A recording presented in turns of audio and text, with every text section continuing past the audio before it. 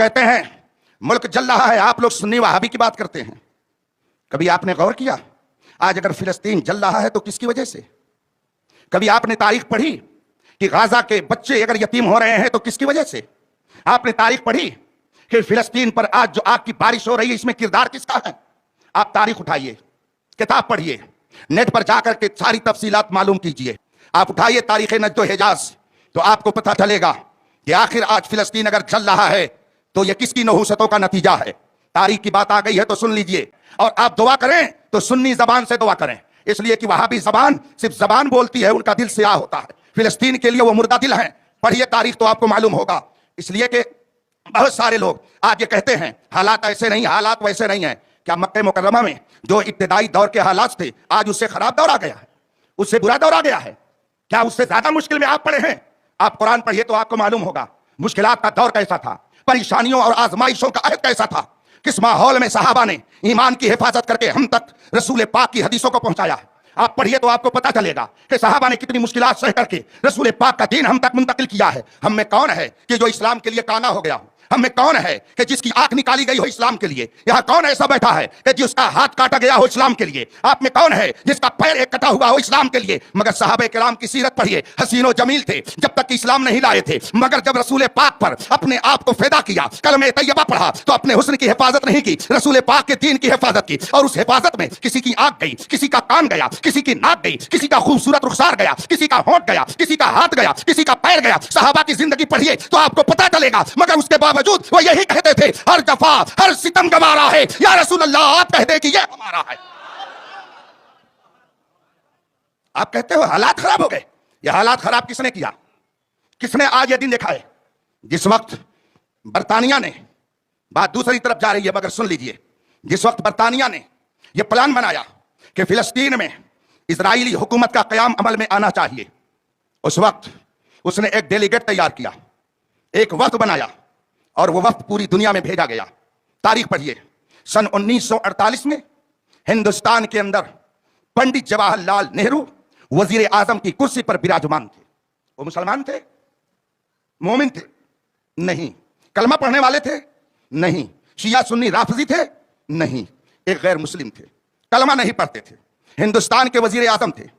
وہ ڈیلیگیٹ برطانیہ کا بھیجا ہوا ہندوستان آیا اور پنڈت جواہر لال نہرو سے اس وقت نے کہا کہ آپ اسرائیل کو ملک تسلیم کر لیجئے. برطانیہ نے یہ پیغام بھیجا. پنڈت جواہر لال نہرو نے کہا آپ ہمارے ملک میں آئے ہیں، آپ ہمارے مہمان ہیں، ہم آپ کی قدر کرتے ہیں، آپ ہمارے ملک میں رہیے، ہم آپ کا احترام کرتے ہیں. لیکن یاد رکھیے ہم نے تاریخ پڑھی ہے، ہم کو یہ معلوم ہے کہ فلسطین عربوں کا ہے، یہودیوں کا نہیں ہے. اسرائیل ملک کو ہم نہیں تسلیم کر سکتے، وہ یہودیوں کا نہیں ہے، عربوں کا ہے. فلسطین عربوں کا ہے، اس پہ عربوں کا حق ہے، یہودیوں کا کوئی حق نہیں ہے. ہم اسے ملک نہیں مان سکتے. اور وہ ڈیلیگیٹ یہاں سے واپس چلا گیا. پنڈت جواہر لال نہرو کے زمانے سے لے کر نرسمہا راؤ کے زمانے تک اسرائیل کو ہندوستان نے ملک نہیں تسلیم کیا. ملک تسلیم ہونے کے بعد اس ملک کا امبیسڈر آتا ہے، امبیسی کھلتی ہے، دفتر کھلتا ہے. ہندوستان کی تاریخ اٹھا کر کے دیکھ لیجئے، اس زمانے میں ہندوستان کے اندر نہ تو اسرائیل کا کوئی امبیسڈر، نہ اس کی کوئی امبیسی، نہ اس کا کوئی دفتر، نہ اس کا کوئی کلرک اور منشی ہندوستان میں آپ کو کہیں نہیں مل سکتا ہے.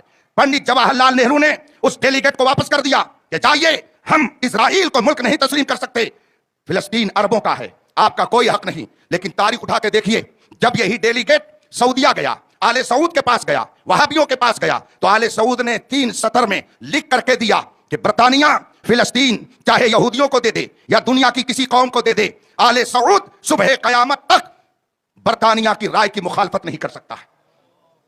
دل کے پھپھولے جل گئے، سینے کے داغ سے اس گھر کو آگ لگ گئی، گھر کے چراغ سے.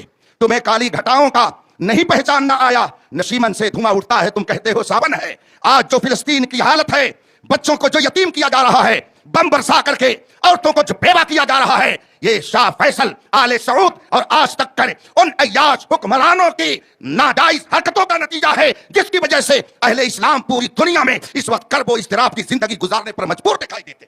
آپ کہتے ہیں ان کی مخالفت نہ کی جائے، جو قوم کا غدار ہو، جو ملک کا غدار ہو، جو ملت کا غدار ہو، جو رسول پاک کا غدار ہو، ہم کبھی بھی اس سے سمجھوتا نہیں کر سکتے ہیں۔ ہم دنیا میں زندگی گزارنے کے لیے نہیں آئے۔ میرے اعلیٰ حضرت نے بہت ہی واضح لفظوں میں فرمایا، یا رسول اللہ، زمین و زمان تمہارے لیے، مکین و مکان تمہارے لیے، چنین و چنا تمہارے لیے، بڑے دو جہاں تمہارے لیے، ہم آئے یہاں اٹھیں بھی وہاں۔ اور میرے مرشد گرامی فرماتے ہیں، زندگی یہ نہیں ہے، زندگی ہے نبی کی، نہ سمجھ مرتا ہے زندگی کے لیے، جینا مرنا ہے سب کچھ۔ ہم نے کسی عالم اور آج کے کسی سیاسی رہنما یا کسی حکمراں کا کلمہ نہیں پڑھا ہے، ہم نے کلمہ پڑھا ہے تو محمد رسول اللہ کا کلمہ پڑھا ہے۔ اگر ہم نے وفاداری کا دم بھرا ہے تو آج کے کسی حکمراں کا نہیں، بلکہ رسول پاک کی وفاداری کا دم بھرا ہے۔ رسول پاک کی وفاداری جس کے اندر ہوگی، ڈاکٹر اقبال کی زبان میں سنیے کہ محمد سے وفا تو نے تو ہم تیرے ہیں، یہ جہاں چیز ہے کیا لوح و قلم تیرے ہیں۔